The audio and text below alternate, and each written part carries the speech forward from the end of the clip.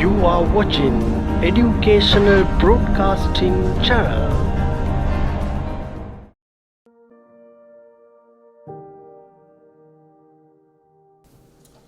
අයිබුවන්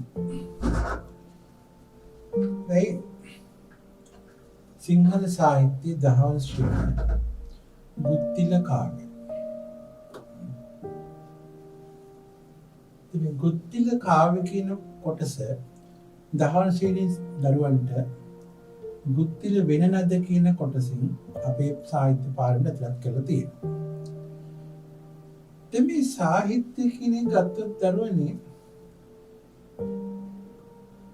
එදා ඉඳන් අද වෙනකම් අපිට රසාස්වාදයක් ගෙනල්ලා දුන්න, අපිට හිතන්න යමක් කියලා දුන්න වැදගත්ම කොටසක් මේ සාහිත්‍ය කියන්නේ. සාහිත්‍යය රාජ්‍ය පරම්පරාවල නැත්නම් රජතුමා රට පාලනය කරපු රාජධානිය තුල යුග වශයෙන් බිහි වෙනවා.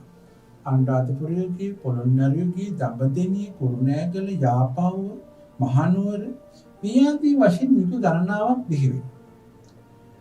මේ හැම යුගයක් තුළම සාහිත්‍ය ග්‍රන්ථ බිහි වුණා ගද්‍ය හා පද්‍ය වශයෙන්. ගද්‍ය හා පද්‍ය වශයෙන් බිහි වුණු සාහිත්‍යය අපි අදට පරිශීලනය කරනවා. අපි සමාජයේ ගොඩනගන්නට, සමාජය යහපත් කරන්නට, සමාජයට දැනුමක් ලබා දෙන්නට වැදගත් මොන දේවල් තමයි සාහිත්‍යය. සාහිත්‍ය තුළ තියෙන ගද්‍ය හා පද්‍ය කෘති පරිශීලනය කරලා ඒ දැනුම ලබාගෙන ඒවැය තියෙන කතා සාරයෙන් ඇසුරින් තමයි අපි අනාගතයට යම් දෙයක් හොයාගන්නට හැඩගස්වා ගන්න පෙළඹෙන්නේ.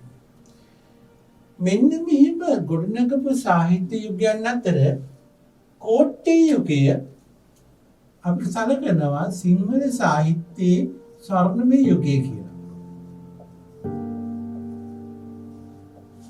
සිංහල සාහිත්‍යයේ ස්වර්ණමය යුගය නම් සැලකනවා.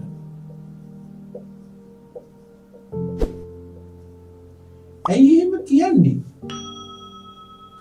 සිංහල සාහිත්‍යයට ගද්‍ය හා පද්‍ය රචනාවල, විශේෂයෙන් පද්‍ය රචනාවල හොඳ නිර්මාණ, රසාස්වාදීන් අනූන යහපත් නිර්මාණ රසක් බිහි වෙච්ච යුගය තමයි මේ කෝට්ටේ යුගය කියලා කියන්නේ.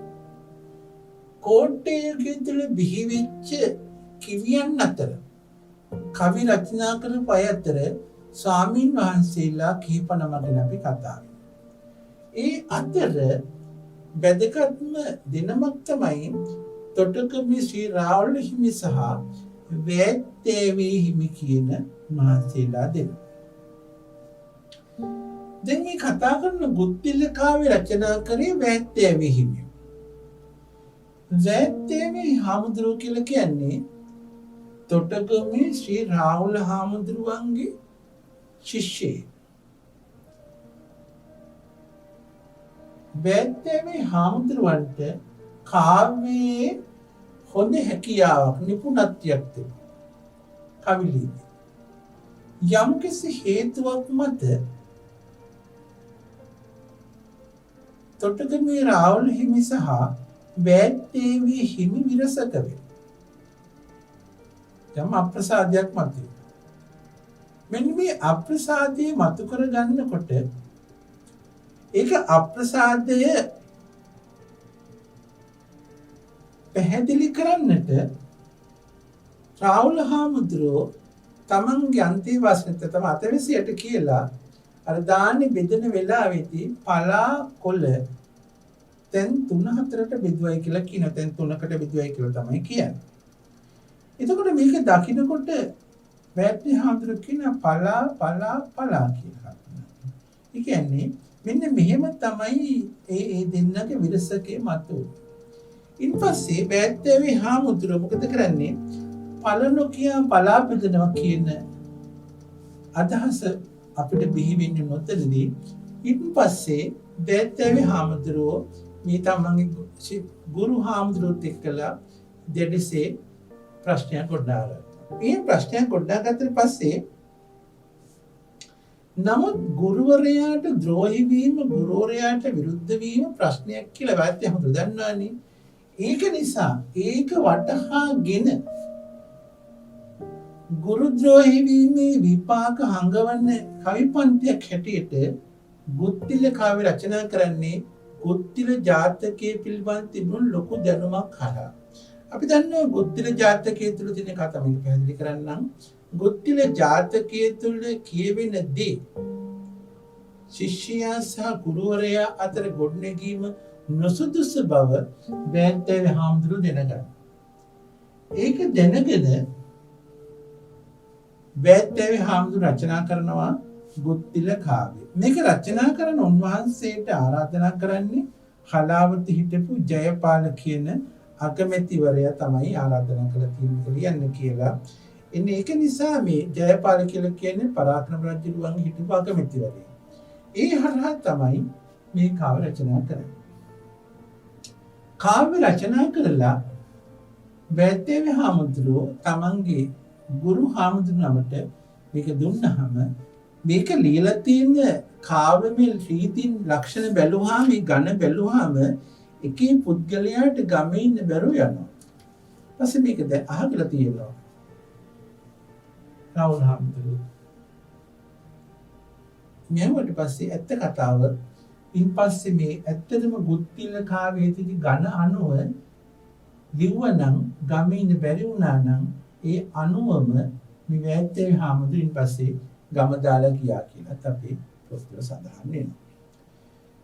හොඳයි අපි ඊට පස්සේ ගත්තොත් මේ ගුත්තිල කාව්‍ය කියන පුතාලා අහලා ඇති ගුත්තිල ජාතකය ගැන අහලා ඇති. මෙන්න මෙහිමයි ගුත්තිල ජාතකය ගොඩනගන්නේ. සෙල බර්ණස් නුවර හිටියා ගුත්තිල කියලා පඬිවරයෙක්. මෙහෙම කියන්නම්කෝ. කතා මෙහෙම අදින් කියන්නම්කෝ. බර්ණස් නුවර හිටපු වෙළඳ පිරිසක් උදේනි නුවරට වෙළඳාමේ ගියා. ගිහිල්ලා උදේනි නුවර සැනකිලි පවත්වන දවස් ඉතින් මේ වෙළඳ රාත්‍රියට හමාර කරලා මිනිස්සුන්ට කියනවා මෙහෙම අපි දැන් විවේකී ගත කරන සූදානම් වෙලාවේ අපිට වීණාව යන දක්ෂ පුද්ගලයෙක් ලැබෙන සලස්සන්න කියලා. ඒ මිනිස්සයා ඒ රටේ හිටපු දක්ෂත වීණාවාදකයෙක් තමයි මෝසිල. හරිද? වීණාවාදකයා මෝසිලව කැඳවන් එනවා මේ විලින්දුන් ළඟට. මේ විලින්ද මොකද කරන්නේ? මෝසිලට මුදල් දීලා වීණා වයන්නට ආරාධනා කරනවා. මෝසිල මුදල් අරගෙන මෝසිල වීණා වයනවා. වීණා වයනකොට ඉතින් විලින්දෝ තම තමන්ගේ රාජකාරී කරගෙන ඉන්නවා. ඒගොල්ලෝ තමන් කතා බහ ඒගොල්ලෝ තා වීණාව එහුම්කන් දෙන්න සූදානමක් නේ. ටිකක් වෙලා බලන් ඉන්න මෝසිල අහන්න වෙයි ඒගොල්ලෝ මෙසිරින්නේ. මම වීණාව නකොණ්ඩේ කොට තාම සසයක් දෙනුන්නේ නැද්ද? ඇයි ඔහොම කරන්නේ කියලා. ඒතකොට විලින්දෝ කියනවා අහන්නේ අපි හිතා වීණාව හදනවා කියලා. අපි හිතුවේ නෑ වයනවා කියලා. අපි ඒකේ බලන් හිටියේ කියලා. මෝසිලට ලැජ්ජාවක් දෙනවා. ලැජ්ජාවෙන් අහනවා ඇයි මෙහෙම කතා කරන්නේ? මීට වඩා දක්ෂ ලෙස වීණා වයන කෙනෙක් වන්ට අහලා තියෙනවා. එතකොට කියනවා ඇයි අහලා නැද්ද මේ දවස්වල බර්ණස් නුවර ගුත්තිල කියලා පඬිවරයෙක් ඉන්නවා. ඔහුගේ වීණාවේ රස මෙහෙමයි කියලා ගුත්තිලගේ වීණාව සම්බන්ධයෙන් දීර්ඝ විස්තරයක් කරනවා.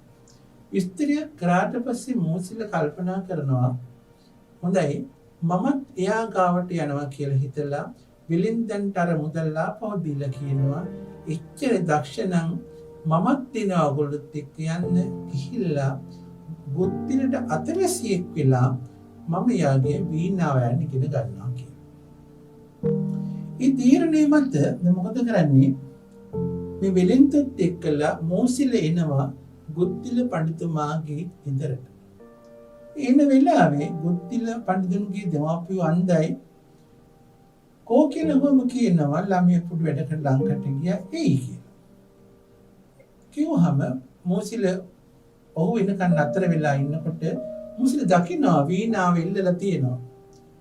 මෝසිල මොකද කරන්නේ? ගුත්තිල පඬිතුන්ගේ වීණාව වරන වයනකොට මේ අන්ත දෙමාපියෝ හිතනවා වීණා මීයු කන වෙයි කියලා හිතලා මීයු එලවන්න හදනවා. දැන් මූසිලට ලැජ්ජයි. මූසිල මොකොත් කියන්නේ නිහඬව ඉන්නවා. එහෙම ඉඳලා මූසිල බලාගෙන ඉන්නවා. මොකද කරන්නේ කියලා. ඒ අතර එනවා ගුත්තල පඬිතුමා.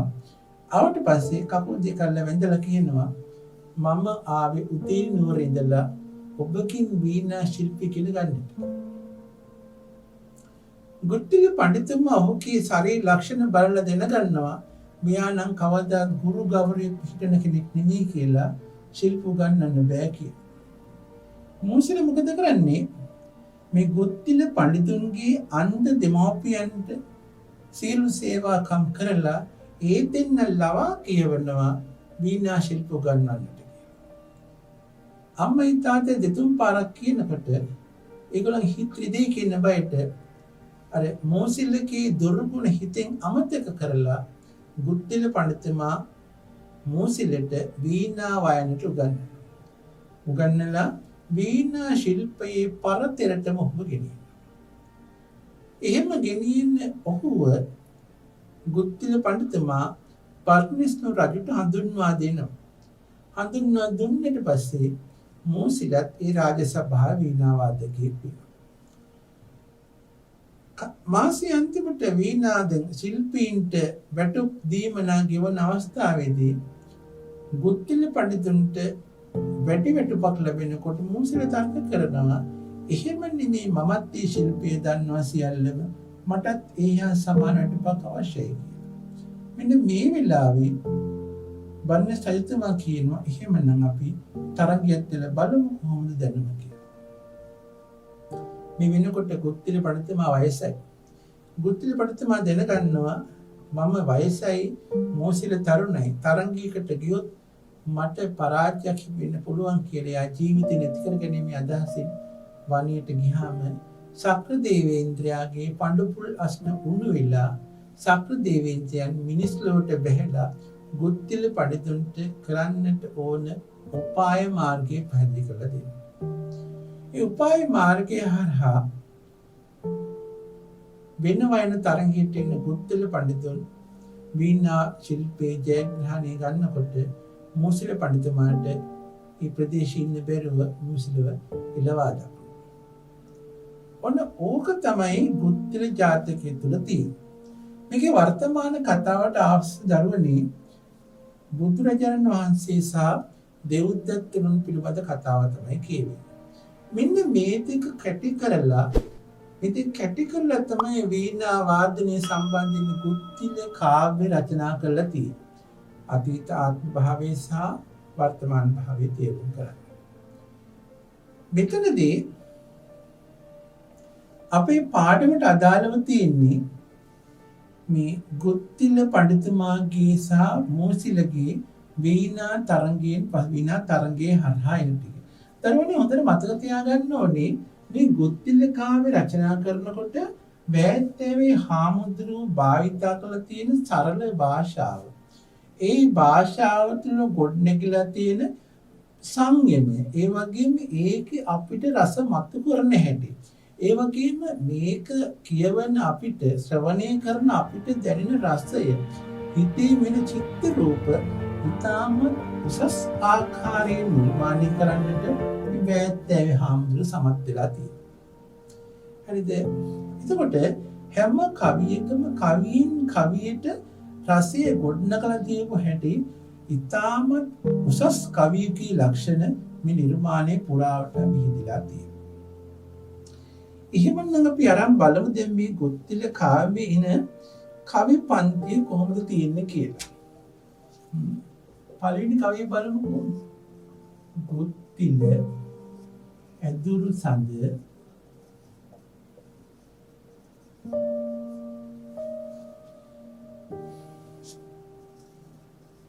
වීණා වයන ලෙස ඉද.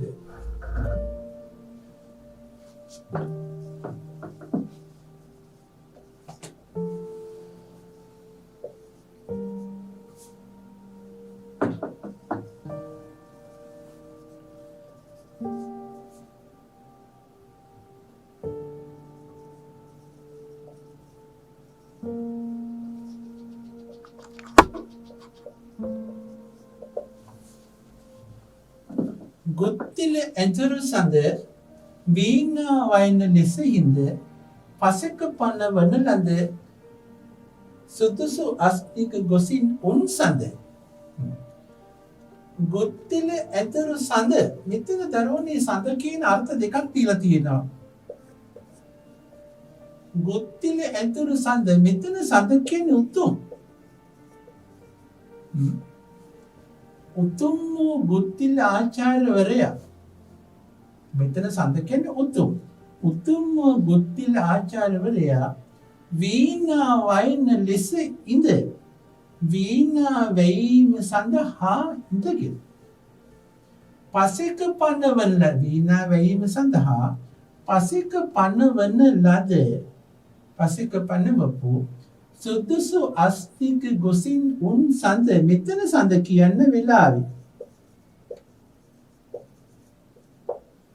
හරිද බලන්නකෝ උතුම් වූ ගොත්තිල නම් වූ ආචාර්යවරයා වීණා වැයීම සඳහා තමන්ට පනවන ලද සුදුසු අස්තික ගොසින් උන් වෙලාවේදී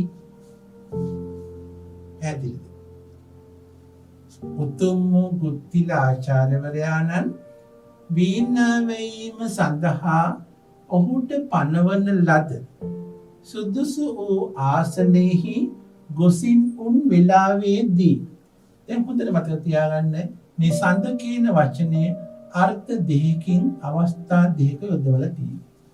හරිද?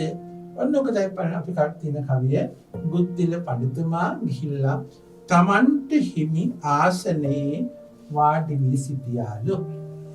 බලමු දෙවෙනි කවිය.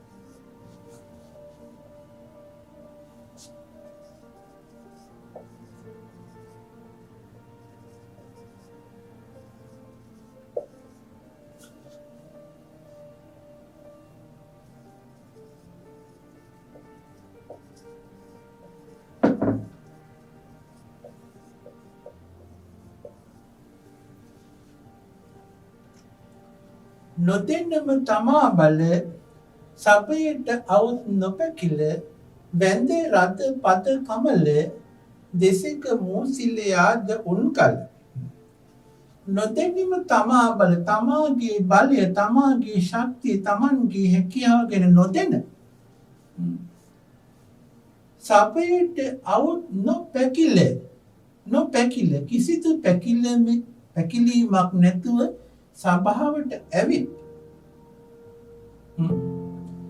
වැඳ රත පද කමල රජුගේ පාද පද්මය පද කමල රජුගේ පාදයේ නිමත නිලුම් මල කමල නිලුම් මල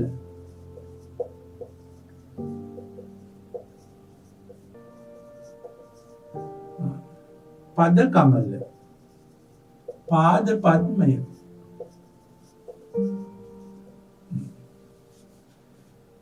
රජුගේ පාදයෙන් නිලුම් මල වැඳ දෙසක මූසිලයාද උන් කල මූසිලයාත් පසෙක පැත්තක සිටියාලු. බලමුකෝ තමන්ගේ ශක්තිය හැකියා බලය පිළිබඳ දැනීමක් නොමැති වූ මූසිල කිසිදු පැකිලීමකින් තොරව සභාවට පැමිණ රජුගේ පාද පද්මය වැඳ පසෙක සිටියේය. හරි.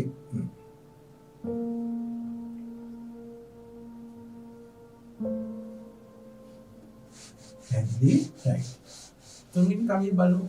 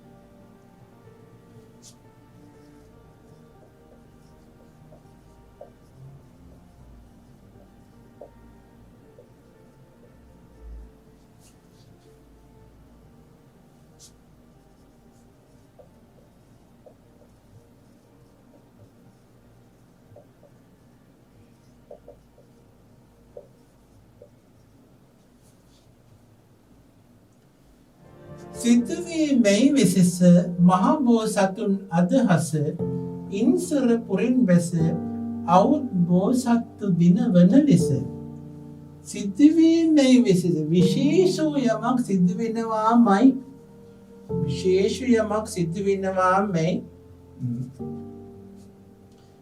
මහා බෝසතුන් අදහස මහා බෝධිසත්වයන්ගේ අදහස විශේෂයෙන් සිදුවෙනවාමයි පැහැදිලි මහා බෝසතුන්ගේ අදහස සිදුවෙනවාමයි දැනගෙන සිතාගෙන මොකද උනේ ඉන් සුර පුරෙන් බැස ඒක නිසා සුර පුරෙන් දිව්‍ය ලෝකයෙන් බැස අවුත් බෝසත්තු දින වන ලෙස කතාවේ හැටියට දැනෙනවා මොකද වෙන්නේ මහා බෝසත්යන් වහන්සේගේ අදහස් විශේෂයෙන් සිදුවෙනවාමයි දැනගෙන දිව්‍ය ලෝකයෙන් බැස බෝසතුන් දිනවන ලෙස පැමිණියේ කවුද කියලා අපි තේරුම් ගමු. පැහැදිලි? බලමු හතර.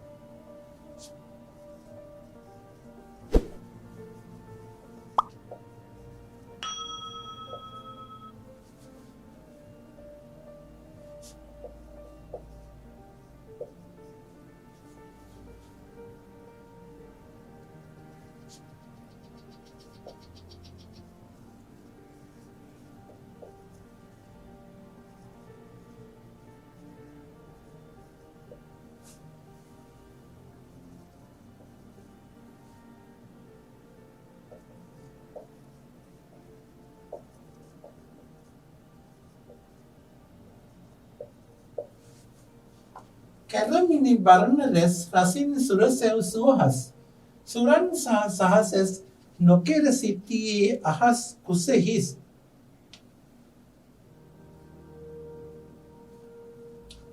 කැරමිනි බරණ රැස් මැණික් ආභරණ රශ්මියෙන් රසින් සුරසැව් සුවහස් රශ්මියෙන් සුවහසිය දහස් කරනක් සුරසැව් දේතුන් සුරන් සහසස් දෙවියන් සක්‍ර දේවේන්ද්‍රය සහසස්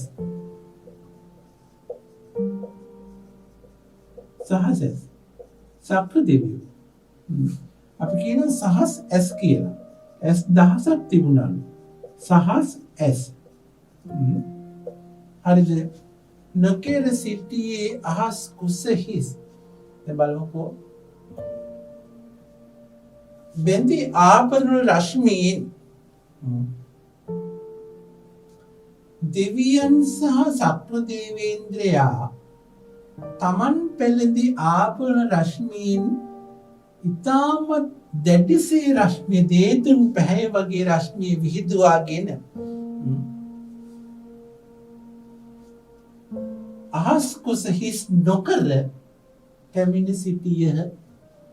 අපි එක වාක්‍යයට ගත්තොත් එහෙම සක්‍ර දේවේන්ද්‍රයානෝ දෙවියන් හා පැමිණ තමන් පෙළඳි ආභරණ රශ්මිය දසත විහිදුවාගෙන අහස් කුස හිස් නොකර වැඩ සිටියහ. එක තමයි කියන්නේ. හරි පැහැදිලි. පස්වෙනි කවිය බලමු.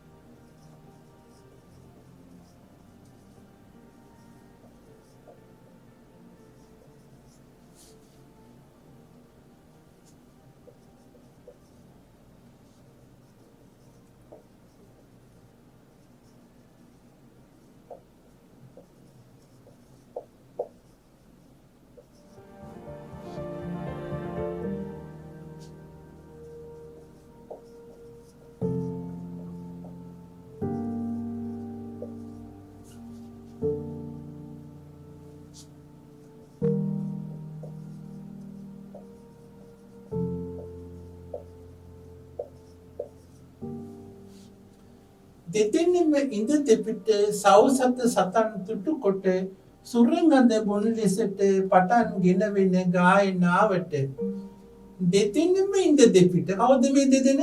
ගුත්තිල පඬිතුන් සහ මෝසිල.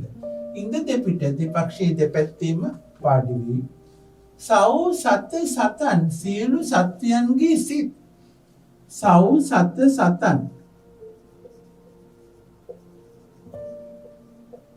සියලු සත්වයින්ගේ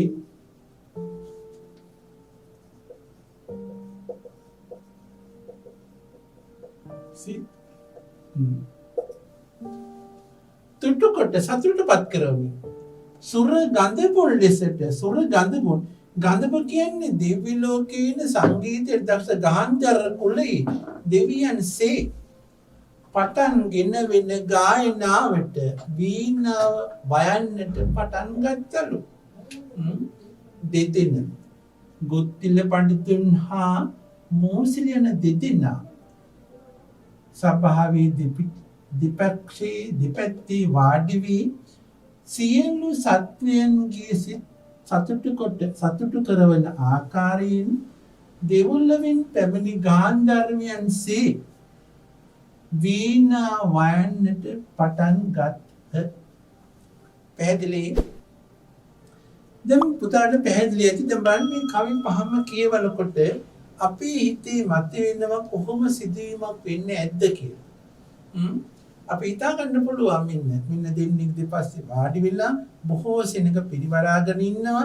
ඒ විතරක් නෙමෙයි දිව්‍ය ලෝකයේ දෙවිවරුන් සහ සක්‍ර දේවේන්ද්‍රයා අහස් කුස වසාගෙන මේ වීණාවෙන් අසන්නට ඒ විතරක් නෙමෙයි මේ ගුත්තිල පඬිතුන්ගේ අචාස ඉෂ්ට වෙන්න නිසා විශේෂයක් වෙනවා කියලා දැනගෙන ඒගොල්ලෝ ඇවිල්ලා වීණා වැයීම පිළිබඳව අසන්නට බලාගෙන සිටියේ වෙලාව. දැන් එතකොට මේ කයිවලින් අපිට මවා ගන්න චිත්‍ර මවා ගන්න පුළුවන් මොන ආකාර සිදුවීමක් වෙන්නේ නැතිද කියලා. ඊළඟ කවි ටික මම ඊළඟ දවසේ පුතාලට පැහැදිලි කරලා දෙන්නම්. right? I